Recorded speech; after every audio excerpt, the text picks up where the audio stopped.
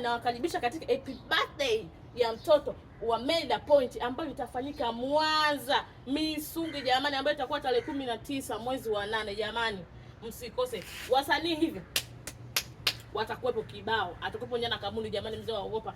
Mimi mwenyewe Stella Viuno nitakuwepo, ambayo atakuwepo tena Mwanakangwa jamani, Mwanakangwa pia atakuwepo jamani.